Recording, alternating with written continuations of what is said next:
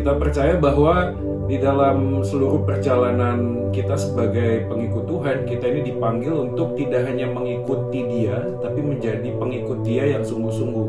Makanya biasanya saya membuka dengan sebuah kalimat seperti ini, tidak semua orang Kristen adalah murid Tuhan, tetapi murid Tuhan disebut orang Kristen.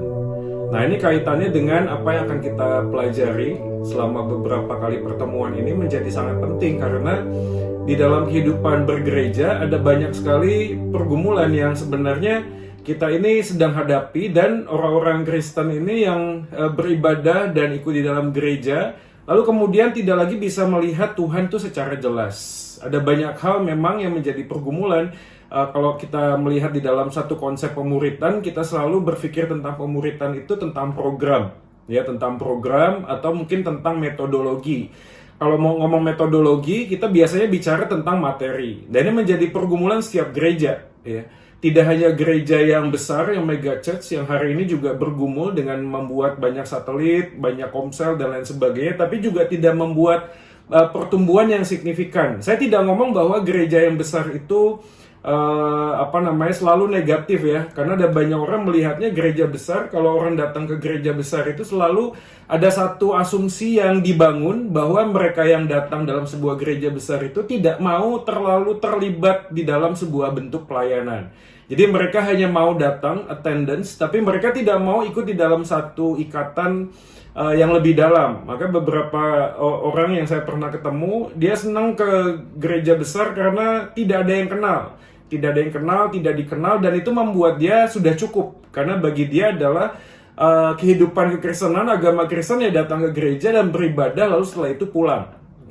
Nah, ini menjadi satu hal yang kita harus pikirkan dengan sungguh-sungguh, karena panggilan Tuhan, ya, kalau kita melihat di dalam Alkitab, Tuhan memanggil memang tidak banyak orang, walaupun kemudian setelah para rasul itu menerima Roh Kudus, ya, lalu khotbah Petrus yang 3.000 orang bertobat dan seterusnya, itu membuat sebuah gambaran tentang kehidupan kekristenan yang sangat masif, ya. Apalagi dalam sejarah gereja kita melihat ada Kaisar Konstantin yang kemudian bertobat, lalu kekristenan itu menjadi identik sekali dengan sebuah agama kenegaraan, ya, yang berkaitan dengan politik, pemerintahan, negara, dan lain sebagainya. Tetapi kita tidak melihat sebuah proses yang sebenarnya terjadi setelah Tuhan Yesus itu terangkat ke surga, lalu masuk pasca para rasul, lalu kemudian muncullah gereja mula-mula, ya, kurang lebih Kolose, Efesus, dan seterusnya. Lalu kemudian berkembang menjadi sebuah gereja atau sebuah agama yang hari ini menduduki peringkat pertama, ya, di dalam populasi dunia, menjadi pemeluk agama terbesar di seluruh dunia itu kekristenan. Ini juga digabung, ya, maksudnya semua Kristen apapun, Katolik, semuanya masuk di dalam bagian tersebut, ya. Nah, kalau kita melihat dalam konteks ini, maka PR besar gereja hari ini adalah bagaimana supaya di dalam proses perjalanan mengikut Tuhan, gereja ini menjadi sehat, gereja yang bertumbuh. Nah, saya akan memulai ini dengan sebuah tema biblical authentic journey, sebuah perjalanan alkitabiah yang transparan, yang terbuka, yaitu sebuah pemahaman kepercayaan umum, ya, di mana banyak orang Kristen ini menjadi pergumulan ketika melihat bahwa semua agama itu sama-sama benar atau punya kesalahan yang setara. Tapi yang penting semuanya itu menuju kepada Tuhan yang satu, ya, kepada Tuhan yang satu. Nah, pemahaman ini cukup banyak, ya, terjadi di banyak kalangan orang Kristen, juga khususnya gereja, ya, ketika melihat bahwa ada banyak tekanan sosial, ya, apalagi hari ini ada seorang tokoh yang pulang ke Indonesia, ya, yang kemudian juga membuat heboh, dan ini menjadi satu ekstrem yang menarik karena Indonesia ini bukan negara Islam, ya, tetapi Indonesia ini punya populasi penduduk terbesar di dunia, penduduk Islam terbesar di dunia. Nah, di dalam sebuah bentuk lainnya, banyak orang bergumul tentang bagian ini, yang kemudian memikirkan apakah semua agama itu sama-sama benar. Ya, kita kalau ditanya apakah kekristenan dan agama Islam, Hindu, Buddha itu semuanya sama saja. Ya, ada banyak analogi tentang ini. Misalnya sebuah gunung, ya, kalau gunung di atas adalah Allah, maka setiap orang, setiap manusia itu mendaki dari bawah, dari cara yang berbeda-beda, mau dari kiri, kanan, dari utara, selatan, nanti pasti akan menuju kepada tempat yang sama, yaitu Allah yang ada di atas. Tetapi kalau ini menjadi konsep atau ilustrasi tentang banyak jalan menuju Roma, pergumulannya adalah di dalam iman Kristen, kita tidak sedang mencari dan mendaki Allah, karena Allah itu sendiri yang datang dari atas, itu menuju ke bawah, mencari manusia yang berdosa, lalu dibawa kembali kepada Tuhan.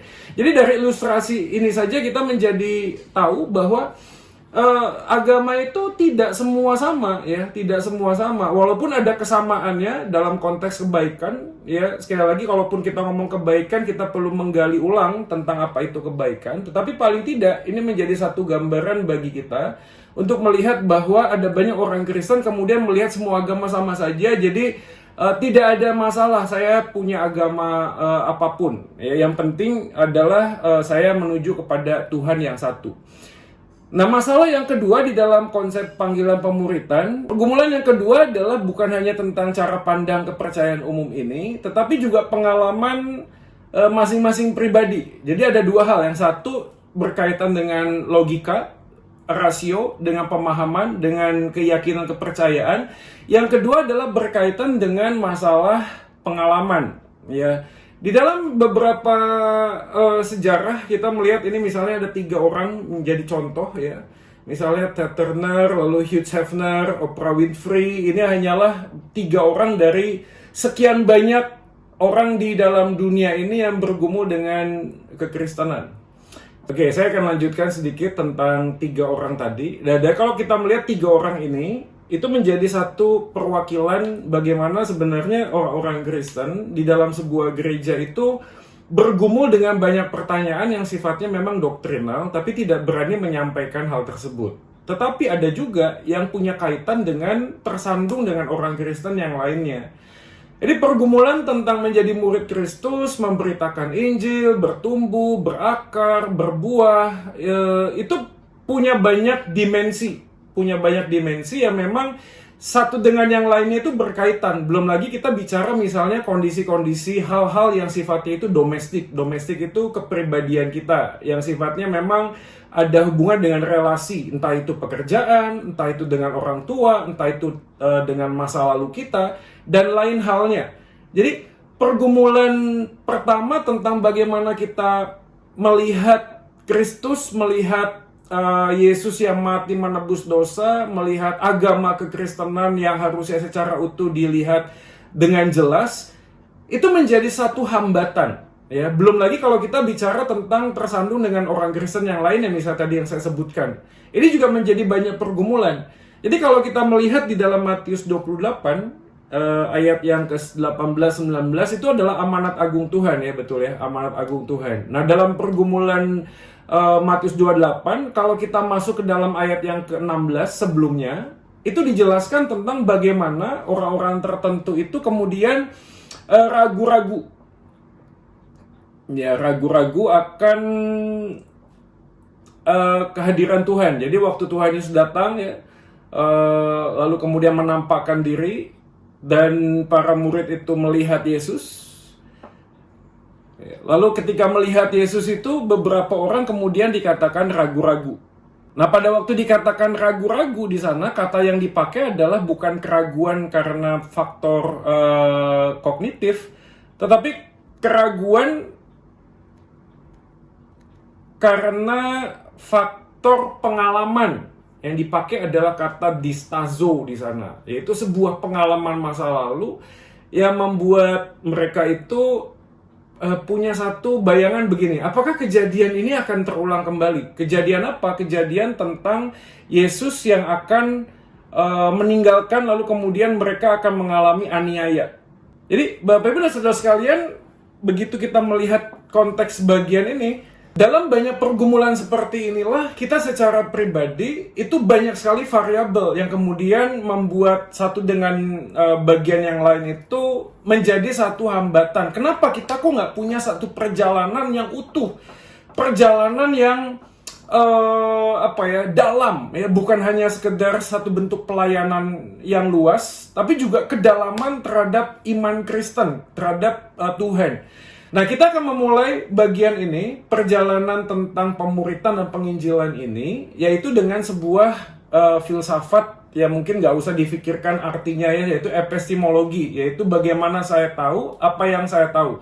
Bagaimana saya tahu tentang kekristenan? Bagaimana saya tahu apa yang saya tahu?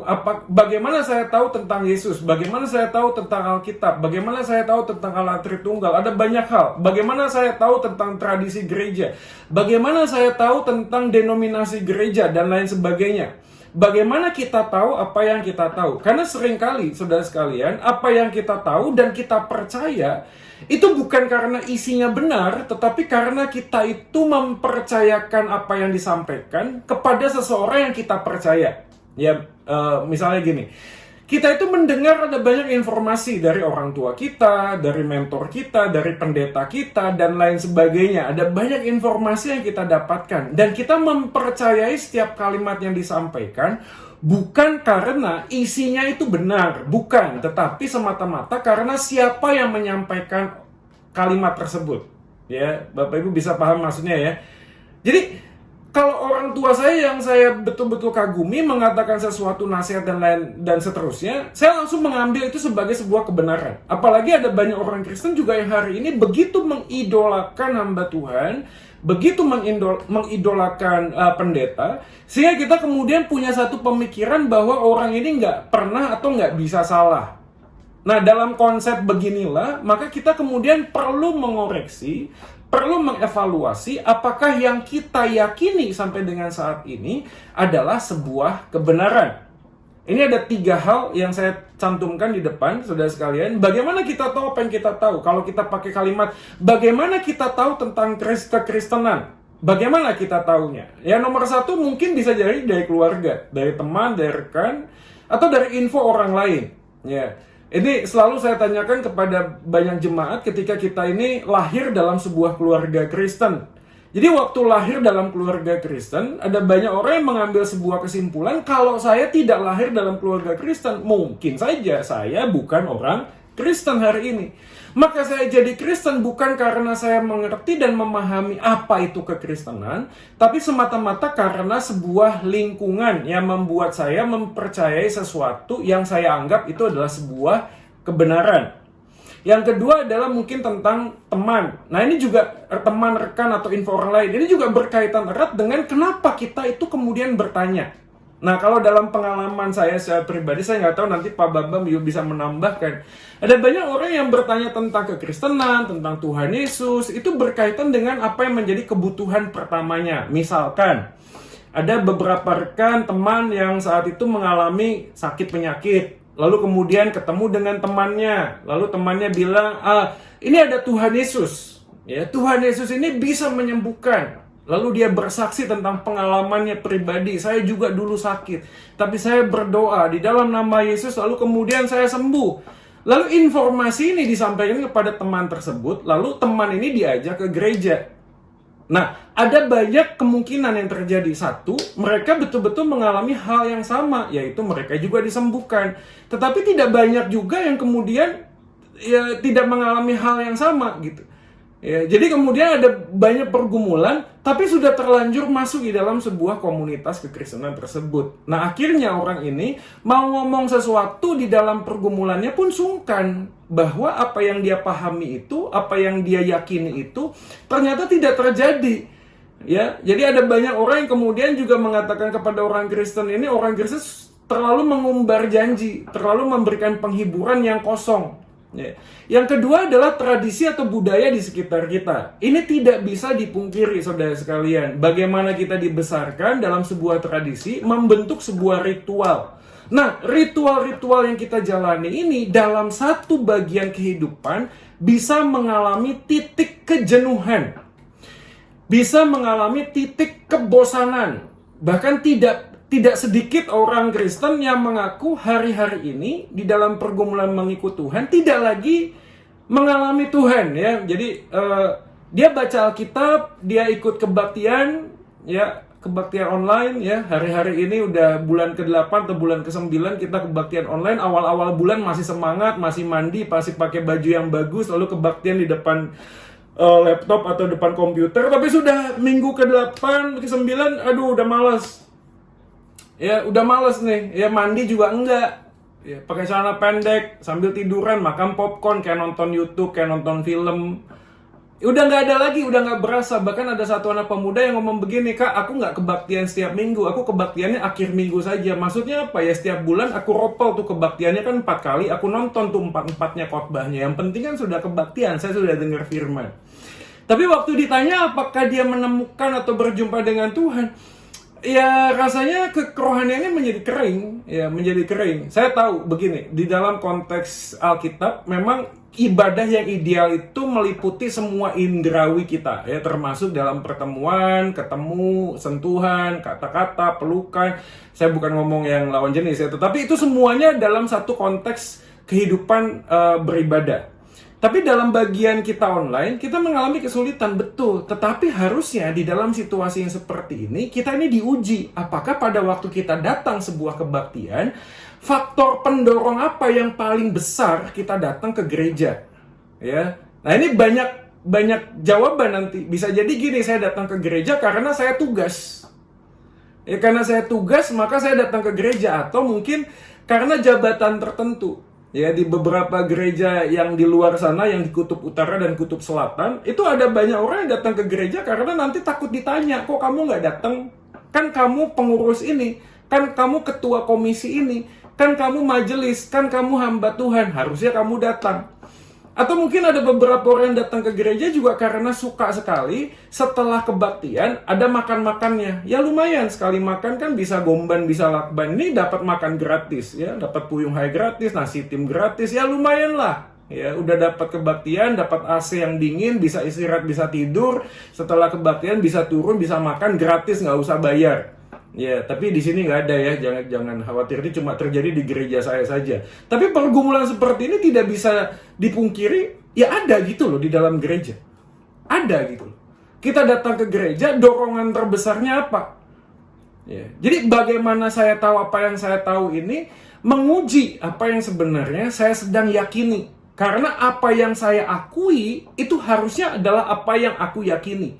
Confession itu muncul dari conviction. Conviction itu dimulai pertama kali ketika kita sadar dan tahu apa yang sebenarnya kita yakini. Baru kita mulai mengaku. Yang ketiga adalah dorongan hati nurani yang kebetulan merespon kekristenan. Nah ini penting sekali Bapak Ibu sekalian. Karena di dalam konsep Alkitab, ketika manusia diciptakan sesuai dengan gambar dan rupa Allah, dan kemudian Kejadian pasal 3 manusia jatuh dalam dosa, gambar diri manusia itu bukan hilang, tetapi jadi rusak. Artinya hati nurani manusia di dalam diri kita ini masih ada. Nah, di dalam konteks bagian hidup tertentu, hati nurani itu bisa mendorong kita untuk menuduh kita ketika kita melakukan kesalahan, atau kita sedang rindu untuk mencari sesuatu yang benar. Jadi ini banyak hal yang terjadi. Nah, ketika ada satu kejadian dalam hati nurani kita, di mana kita berada, kebetulan dalam tanda kutip itu ya, kebetulan kita kok ketemunya sama orang Kristen nih, ya teman kos kita orang Kristen, kita punya pengalaman macam-macam ya mungkin ya, kita ketemu dengan traktat, kita ketemu dengan gereja, ada banyak hal yang kemudian membuat kita merespon kekristenan. Pertanyaannya seperti yang di awal tadi, kalau saja yang merespon itu bukan orang Kristen, yang hadir itu bukan orang Kristen, apakah hal yang sama juga akan terjadi? Maka saudara sekalian, saya bukan ngomong bahwa rasa damai sejahtera ketika terima Tuhan itu tidak penting. Saya bukan ngomong begitu ya. Itu juga penting. Tapi jangan lupa kalau kita membuka kacamata kita lebih luas, orang yang tidak percaya Tuhan lalu ketemu dengan agama-agama lain, jawabannya juga sama. Jawabannya juga sama. Ketika saya ketemu sama agama ini, saya mengalami damai. Saya mengalami kelepasan, saya mengalami sukacita. Sama juga. Artinya aspek kedamaian itu tidak bisa menjadi satu parameter tentang keyakinan yang kita sedang yakini hari-hari ini.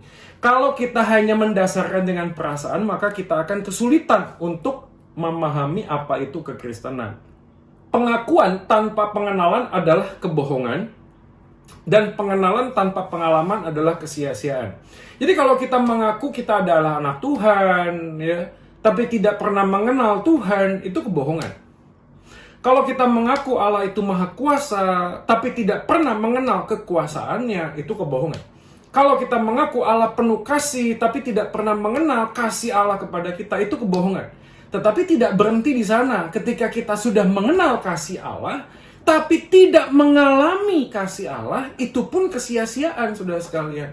Untuk apa kita hanya mengenal kasih Allah? Untuk apa? Tapi kita tidak pernah mengalami kasih Allah itu sendiri. Dan hari-hari seperti ini, kita kan perlu memikirkan ulang ya. Memikirkan ulang apakah kita sungguh sedang mengenal dan sungguh sedang mengalami dan berjalan bersama dengan Tuhan. Jadi kalau konteks kita hari ini belajar tentang bagaimana memuridkan, bagaimana kita memberitakan Injil, problem utamanya bukan di dalam metodologi, bukan di dalam cara, bukan di dalam sebuah program, bukan di dalam sebuah buku, bukan dalam sebuah mentoring, bukan. Tapi problem utama adalah apakah kita itu adalah seorang murid Kristus yang sejati. Karena omong kosong kita bisa memuridkan orang lain, kalau kita sendiri bukanlah seorang murid. Jadi kalau ada orang yang nanya, Pak, pakai bahan apa kalau pemuritan? Bahannya adalah hidup kita. Hidup kita ini adalah bahannya yang harusnya bisa dibaca oleh orang lain. Sekali lagi, saya bukan ngomong materi itu tidak penting. Ini juga materi yang kita pakai kan. Betul kan? Ini kan materi pelatihan juga gitu yang kita pakai. Yaitu pada waktu kita melakukan pelatihan ini juga ada satu program tertentu. Ada satu visi, ada satu misi yang ingin dicapai tahun depan, kurang lebih begitu kan. Tapi kalau kita tidak memulai dari siapa kita, lalu langsung jump in, meloncat dengan bagaimana, maka kita akan kesulitan melihat tentang pemuritan. Dan ujung-ujungnya, ya Bapak Ibu, saya bukan ngomong ini pesimistik ya. Ini hanya berhenti di dalam 4 kali pertemuan, sudah selesai gitu. Ya, tidak ada lagi api dari Roh Kudus itu yang mendorong kita untuk melakukan sesuatu. Kenapa? Karena tidak ada satu perubahan yang nyata di dalam kehidupan kita. Maka pemuritan itu dimulai dengan bagaimana kita berjumpa dengan Kristus, memaknai Injil Tuhan, melihat tentang pengorbanan Kristus itu jauh di atas segalanya, sehingga itu menjadi dorongan yang sangat kuat untuk hari ini, malam hari ini, aku memberikan waktu, tenaga, pikiranku, waktuku untuk fokus, memikirkan ulang. Memikirkan ulang, apakah kita ini hanya akan bergereja begini saja, gitulah kurang lebih ya. Karena satu kali kita akan masuk dalam sebuah titik jenuh. Dan perhatikan Bapak Ibu sekalian, kejenuhan di dalam kerohanian terjadi bukan karena banyaknya aktivitas, tetapi karena semakin sedikitnya relasi dengan Tuhan. Saya ulangi sekali lagi. Kejenuhan dan kebosanan di dalam kerohanian bukan terjadi karena banyaknya aktivitas yang kita lakukan, tetapi karena minimnya dan kurangnya relasi kita bersama dengan Tuhan. Tapi selalu triggernya begitu sih.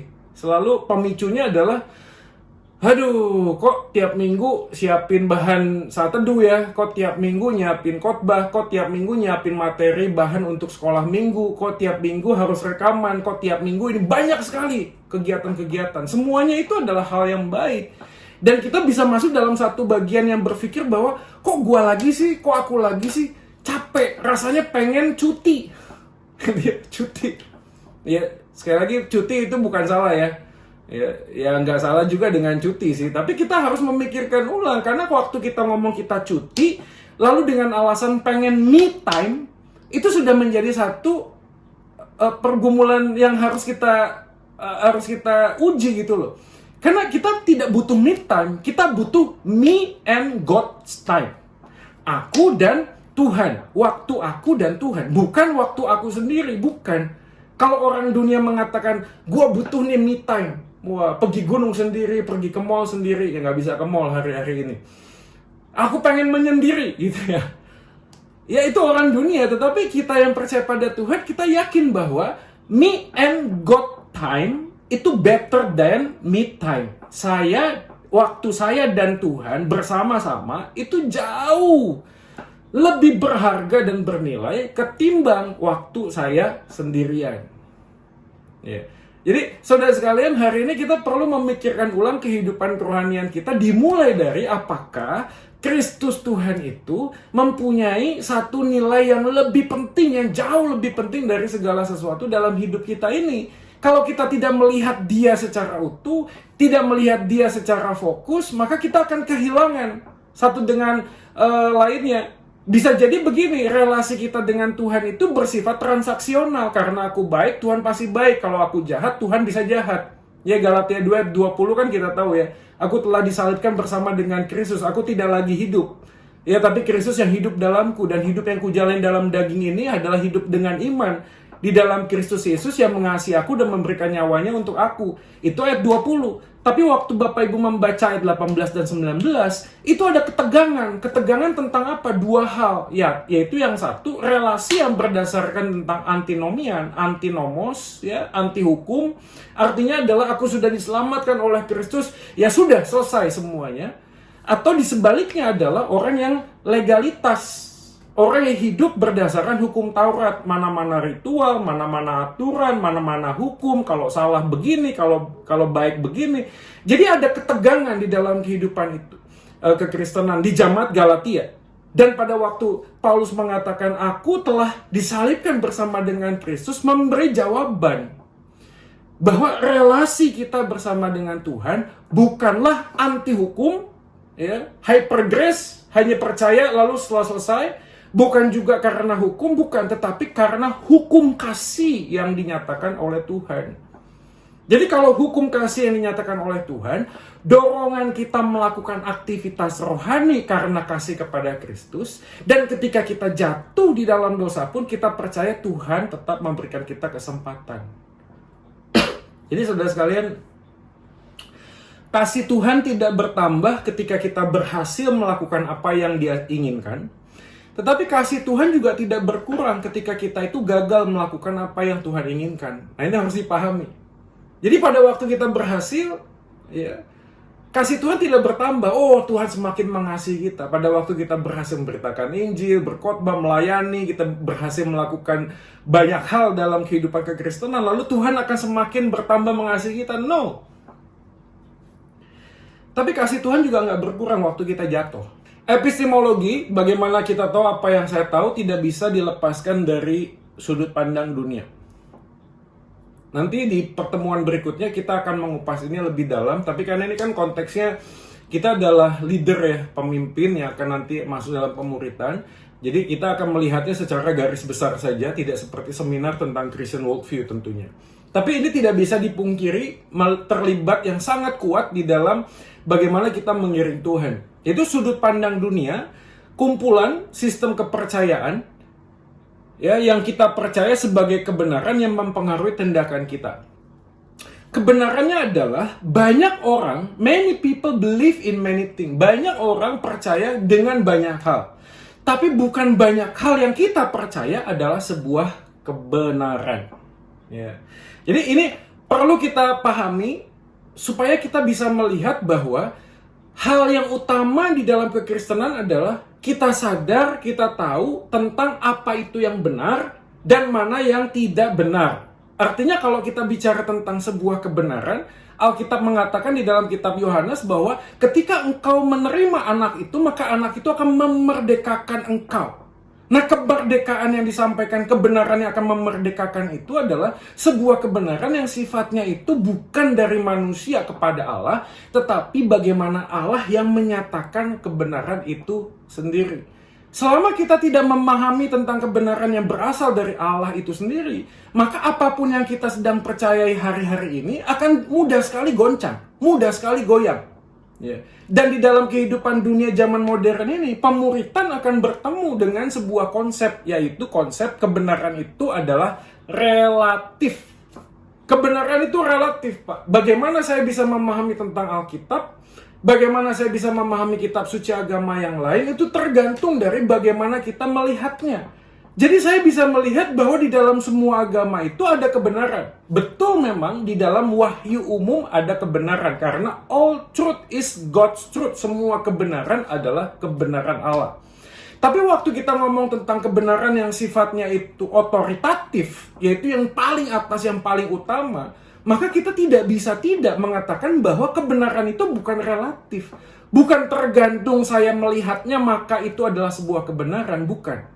Tapi karena kebenaran itu ada di dalam dirinya sendiri dan kita harus melihatnya seperti kebenaran itu sendiri. Contoh, kalau Bapak Ibu melihat latar dari background dari Zoom saya, warnanya adalah biru. Betul ya? Ya, warnanya biru. Nah, pertanyaannya adalah, apakah latar ini warna biru karena saya menyebut itu biru, atau karena di dalam dirinya itu warnanya biru? Dan saya amat yakin bahwa, walaupun saya sebut itu warnanya merah, itu tidak merubah dinding ini menjadi merah. Dia tetap biru, karena keberadaan dirinya yang biru bukan ditentukan dari apa yang saya katakan. Bukan. Tetapi di dalam dirinya sendiri adalah biru. Maka kalau kita ngomong tentang kebenaran yang sifatnya absolut, di dunia ini ada banyak hal yang sifatnya itu absolut, ada banyak hal yang sifatnya itu mutlak. 1 tambah 1, 2 itu bukan karena saya ini baru dapat gaji di awal bulan, atau di akhir bulan saya lagi seret. Jadi kalau nggak ada duit, 1 tambah 1, gue mau ngomong 3 deh, lo mau ngomong apa? Kan gue hatinya lagi nggak enak. Nggak begitu juga. Ada nggak ada duit, tetap 1 tambah 1, 2. Gaya gravitasi itu adalah kebenaran yang absolut. Saya nggak bisa ngomong semua, oh kalau benda ini dilempar nggak akan jatuh. Nggak begitu. Semua benda yang dilempar ke atas akan jatuh. Gaya gravitasi. Dan gaya gravitasi itu ada di dalam dirinya sendiri. Nah, pertanyaannya menjadi penting ketika kita memahami, apakah Yesus adalah satu-satunya Tuhan dan Juru Selamat? Jadi waktu kita memikirkan satu-satunya Tuhan dan Juru Selamat, kita harus memaknainya apakah ini menurut orang Kristen atau di dalam Yesus itu sendiri dia adalah jalan, kebenaran, dan hidup. Yohanes 14 ayat 6. Loh kok ngomong ini lagi sih Pak? Karena ini menjadi basic. Kita nggak mungkin bisa menjadi murid Tuhan sebelum kita memahami mana yang benar, absolut, yang mutlak, yang tidak bisa diganggu-gugat, mana yang tidak. Karena pada waktu kita bicara tentang kebenaran yang absolut ini, kebenaran yang benar-benar benar ini, dan kita menghidupi kebenaran itu, harusnya pada naturnya mendorong kita untuk menghidupi Injil sehingga kita memberitakan Injil. Loh kok bisa begitu Pak? Ya analoginya sangat sederhana lah. Kalau di dunia ini misalnya hanya kita yang ada di sini yang punya vaksin corona misalnya. Dan ini absolut terjadi pada saya dan sembuh pada kita semua. Secara medis bisa terbukti dan teruji klinis. Saya kok ragu ya. Masakan kita ini menutup mulut kita dan tidak ngomong kepada siapapun? Gak mungkin. Kalau kita mencintai dan mengasihi orang-orang di sekitar kita, kita akan usahakan sebagaimana mungkin supaya apa yang kita tahu dan apa yang kita sudah alami ini kita bagikan. Jadi agak aneh kalau kita bicara tentang seminar untuk memotivasi memberitakan Injil. Pemberitaannya nggak usah dimotivasi. Itu by nature tuh sudah harus ada di dalam kehidupan kita gitu loh. Tapi kenapa kita tidak melakukan hal itu? Karena bisa jadi karena kita merasa kebenaran itu bukan hanya ada di dalam kekristenan. Saya ketemu satu orang yang pernah berbincang-bincang dan bicara tentang misalnya Yohanes 14 ayat 6. Yohanes 14 ayat 6 mengatakan, aku berkata kepadamu, akulah jalan, kebenaran, dan hidup, tidak ada seorang pun dapat datang kepada Bapa tanpa melalui aku. Betul ya? Lalu orang ini mengatakan bahwa itu kan menurut Injil Yohanes. Nah, you harus tahu dong siapa Yohanes. Yohanes itu muridnya Yesus. Kalau Yohanes muridnya Yesus, apapun juga yang disampaikan Yohanes pasti akan meninggikan Yesus, karena itu muridnya. Terus pada waktu ditanya maksudnya bagaimana? Ya sama saja lah, kita seperti anak misalnya. Kita anak dari papa kita. Kalau kita anak dari papa kita, kita ditanya, siapakah orang yang terbaik di dunia ini? Siapakah papa yang terbaik? Ya kita jawab papa kita lah. Apakah kita menjawab papa kita adalah orang yang terbaik, itu betul-betul terbaik? Ya belum tentu, kan harus diuji. Kalau dibandingkan sama papa yang lain, mungkin papa yang lain bisa memberi jauh lebih baik, jauh lebih banyak, jauh lebih mewah. Tapi kenapa kita mengatakan papa kita yang terbaik? Karena kita anaknya. Sama tuh kayak Yohanes. Yohanes ngomong, Yesus satu-satunya jalan, kebenaran, dan hidup. Tidak ada seorang pun bisa datang kepada Bapa tanpa melalui aku. Itu katanya Yohanes. Kenapa kok Yohanes begitu yakin? Karena Yohanes muridnya. Lalu responnya bagaimana kalau ada yang mengatakan demikian? Ya, kita harus melihatnya secara jelas dong. Karena kalimat tentang satu-satunya jalan kebenaran dan hidup itu bukan hanya di Yohanes 14 ayat 6. Di 1 Yohanes ada, di Kisah 4 ayat 12 juga ada. Bahwa di bawah kolong langit ini tidak ada satu nama pun diberikan kepada dia yang di dalamnya kita diselamatkan. Kisah 404 ayat 12. Ya. Di Injil Lukas ada, di Injil Matius ada. Misalnya silsilah tentang kelahiran Yesus, malaikat ketika datang menjanjikan apa? Bahwa dia adalah Sang Immanuel. Dialah yang akan menyelamatkan umatnya. Dari mana? Dari dosa. Kalau mundur ke perjanjian lama, banyak sekali. Kita ini mau Natalan, banyak sekali ayat-ayat yang dipakai. Yang sebenarnya sifatnya mesianik. Yaitu tentang bagaimana nabi-nabi tersebut menjelaskan nubuatan tentang kelahiran kedatangan Yesus. Dan apa? Semua benang merahnya satu, yaitu datang untuk membebaskan umatnya dari ikatan dosa. Nah, Bapak Ibu dan Saudara sekalian, kenapa ini saya kemudian mengulang? Untuk mengingatkan kita kembali tentang pemuritan. Jadi pemuritan itu variabelnya kan banyak sekali ya. Banyak sekali. Tetapi menjadi fokus di dalam kehidupan pemuritan adalah pertanyaan seperti yang Yesus katakan atau tanyakan kepada muridnya. Apa pertanyaan Yesus? Menurutmu, siapakah aku ini? Jadi malam hari ini sebelum kita melangkah untuk memuridkan, memberitakan Injil, menghidupi Injil, pertanyaannya adalah kita harus jawab malam hari ini secara jujur.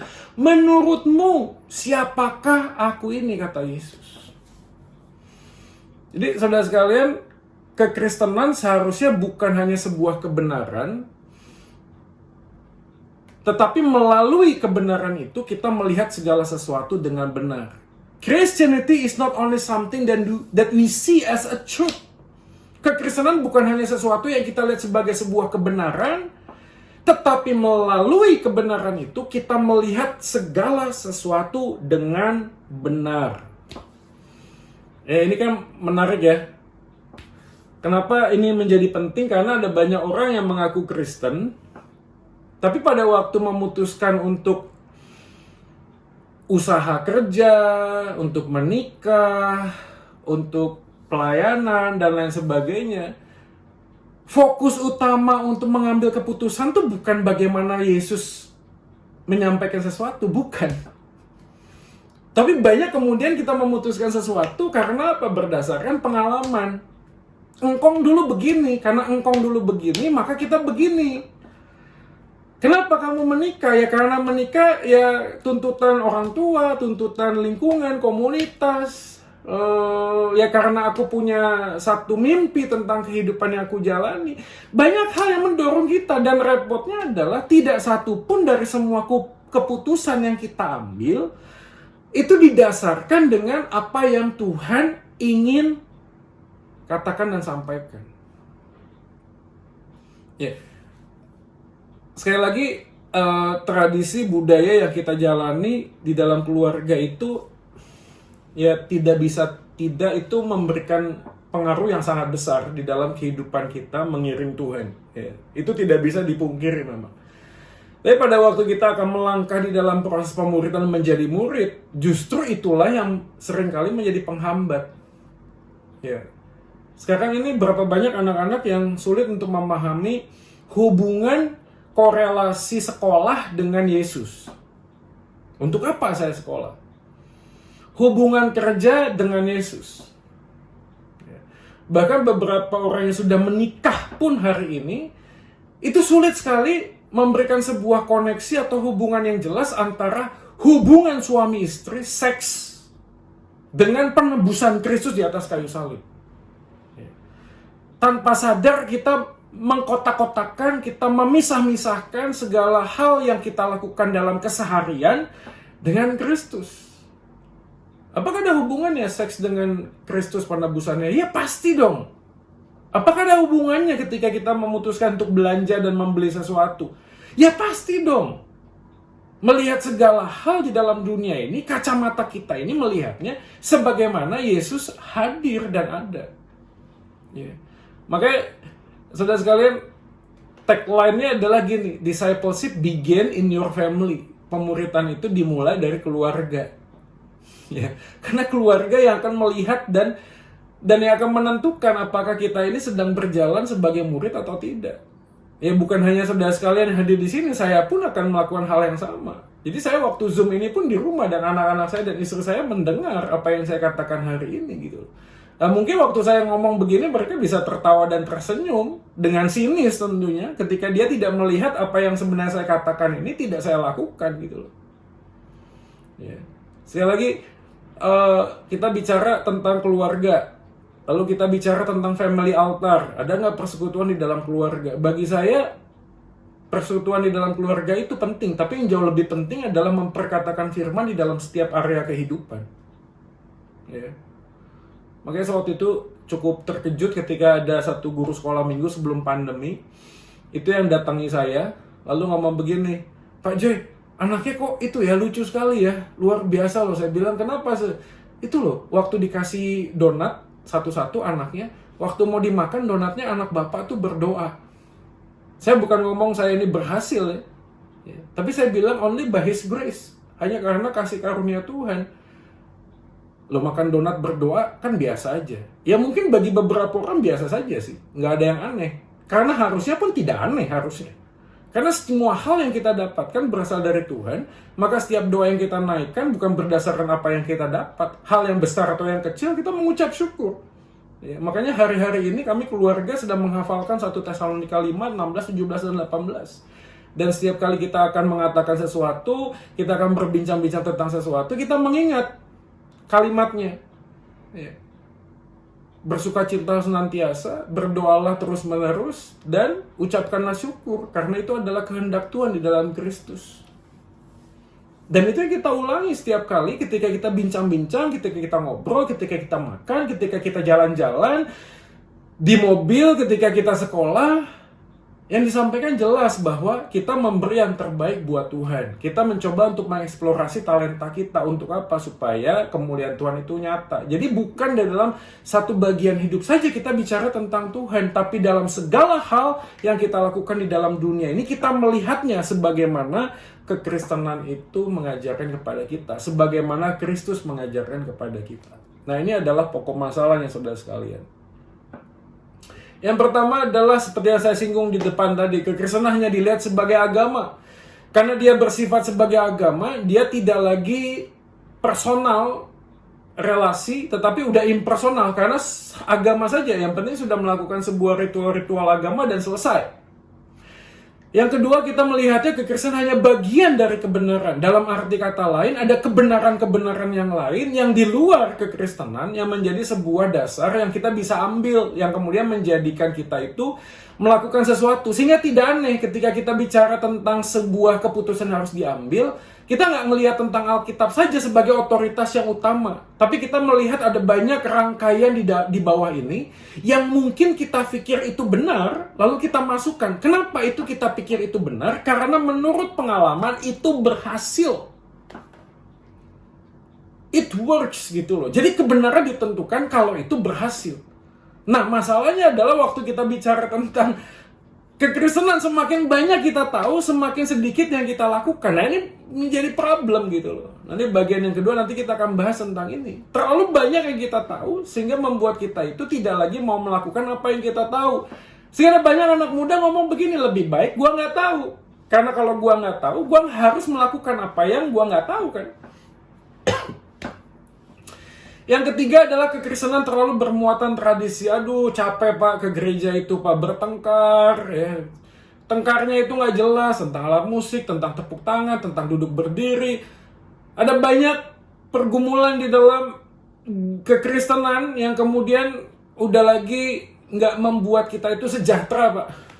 Yang diomongin tentang tradisi. Bahkan ada banyak orang ke gereja pun tidak mengerti dan memahami kenapa ke gereja dalam posisi tertentu kita duduk, posisi tertentu kita berdiri. Kalau ditanya, kenapa kalau misalnya kasih persembahan kita berdiri, Pak? Ya karena WL suruh kita berdiri, maka kita berdiri. Kenapa ada pengakuan iman rasuli, Pak, di sebuah gereja? Kenapa ada doa Bapa Kami setelah kita doa syafaat? Kenapa kita kasih persembahan kalau Tuhan itu kaya? Semuanya tidak bisa kita jawab. Dan kalau kita jawab pun jawabannya adalah karena semuanya melakukan hal itu. Karena semuanya hari Minggu datang ke gereja. Karena semuanya setiap hari Minggu kasih duit di kantong persembahan, kolekte. Karena semuanya itu kalau misalnya datang menjadi orang Kristen melayani. Maka saya tidak pelayanan atau saya pelayanan itu ditentukan dari karena orang Kristen itu pelayanan. Dan celakanya adalah banyak pemimpin gereja yang mengatakan kamu kan sudah Kristen, masa tidak pelayanan. Nah ini tradisi. Yang keempat adalah kekristenan dipercaya sebagai agama pemberi berkat. Ya. Ini kalimat yang saya kutip dalam sebuah buku Dallas Willard yang mengatakan, if we only satisfied with his presence but not his presence, so we are not truly his disciple. Kalau kita hanya puas dengan hadiah-hadiah, dengan pemberian-pemberian dari Tuhan, tapi tidak puas dengan kehadiran Tuhan, maka sesungguhnya kita bukanlah murid Kristus. Saudara, ini menarik sekali ya kalimat ini. Dan kalau kita merenungkan dengan sungguh-sungguh, kita harus memikirkan ulang. Dengan kalimat yang sangat ekstrim mungkin. Seandainya kalau Yesus tak pernah menjanjikan surga, saudara sekalian.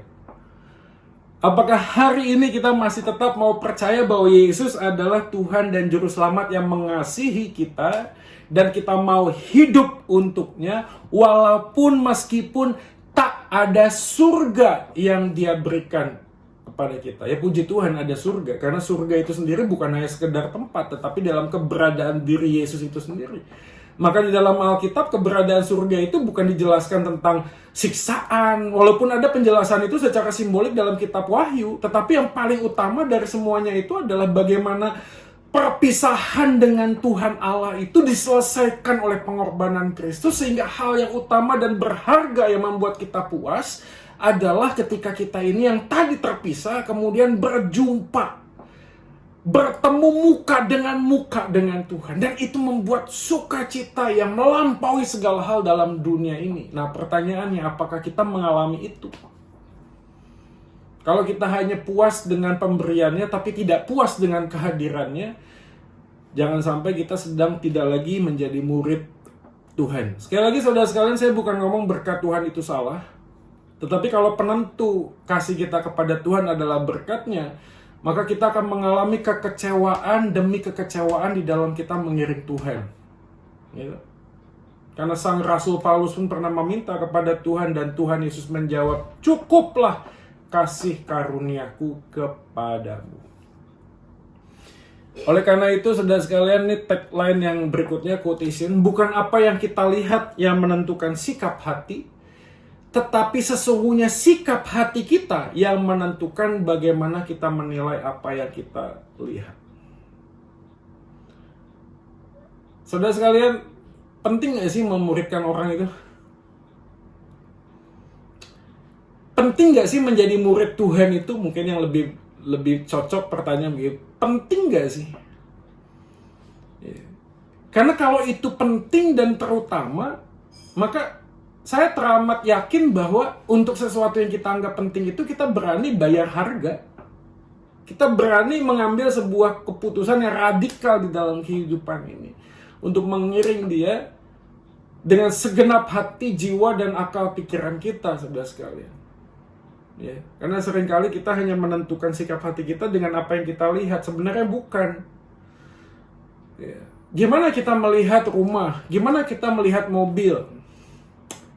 Kenapa kita terlalu banyak memikirkan untuk menambah mobil, menambah rumah, menambah keuangan, menambah kekayaan, jauh daripada kita memikirkan bagaimana kita bisa menambah murid Tuhan, bagaimana kita bisa menambah kasih kita kepada Tuhan. Nah itu penting sekali gitu ya.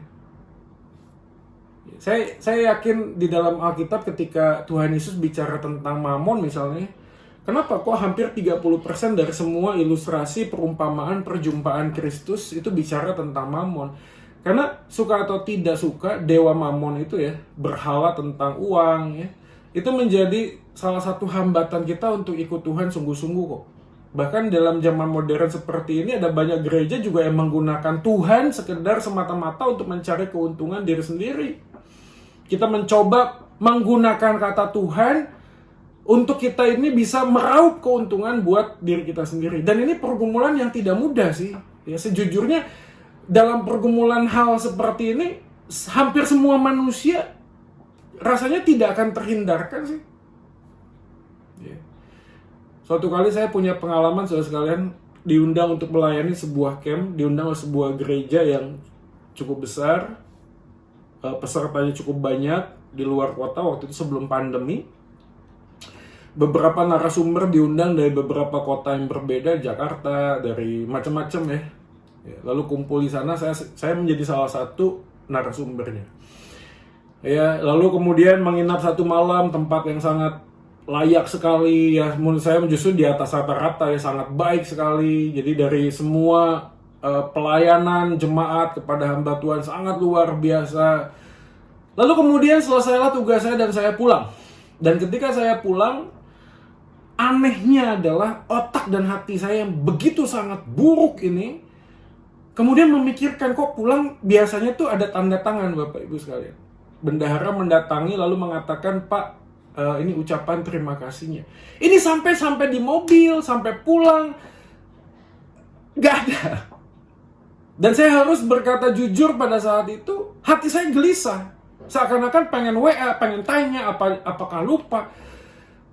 Tapi dalam perjalanan sampai di rumah dan esok harinya, sekarang saya harus akui begitu sangat kotor dan najisnya hati dan pikiran saya.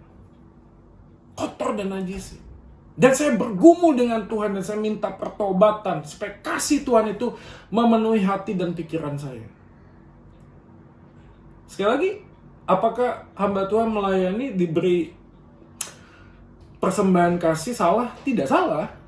Tapi ketika itu menjadi satu yang mengganggu bentuk pelayanan, menjadi salah.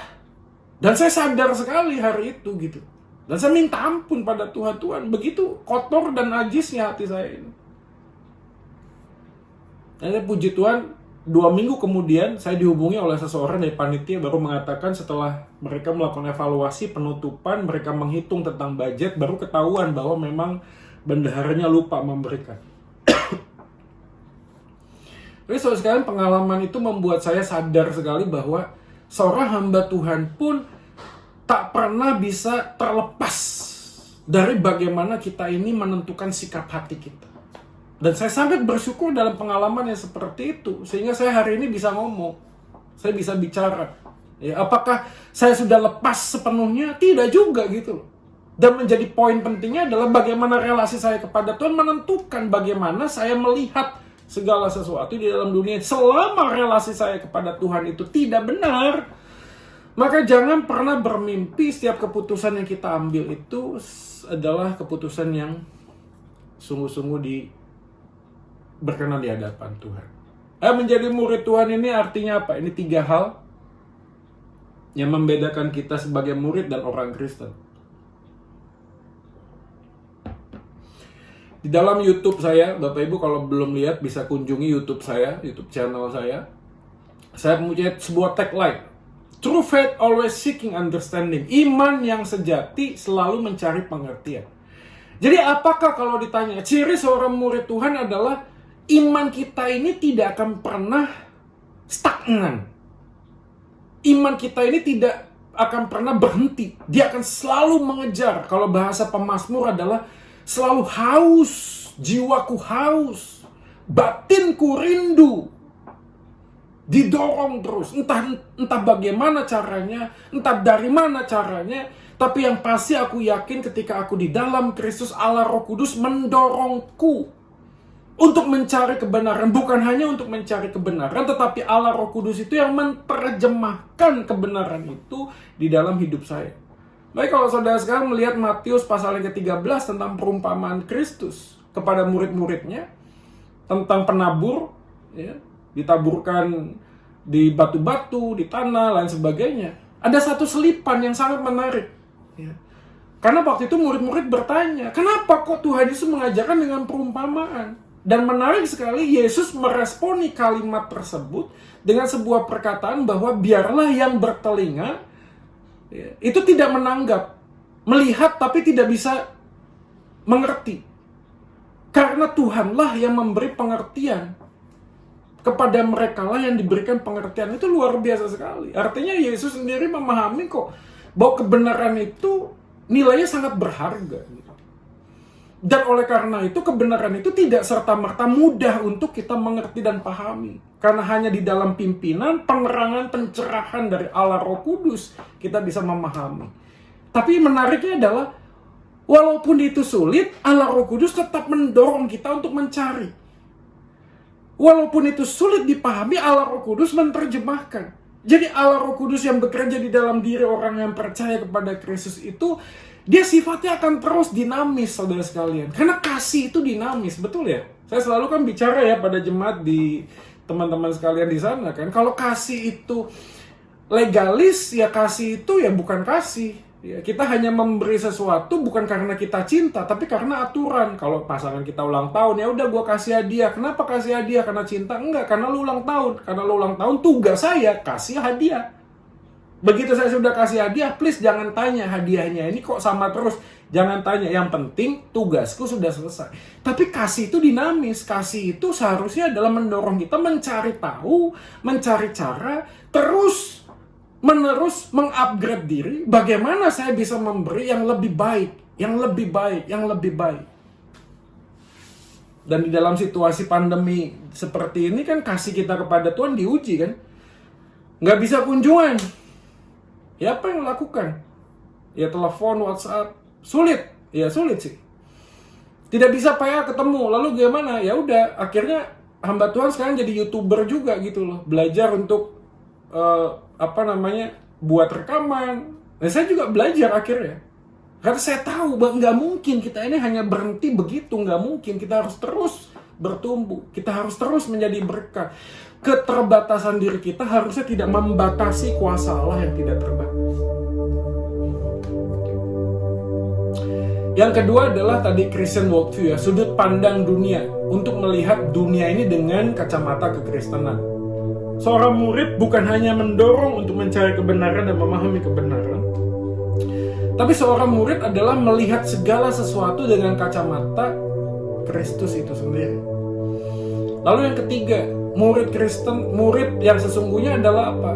Murid yang sesungguhnya memahami bahwa Christian hedonisme, ya, kepuasan kekristenan kita, gaya hidup kekristenan kita itu bersumber, berdasar, berfokus bukan kepada pemberian Tuhan, tapi berdasar kepada siapa Tuhan itu sendiri di dalam hidup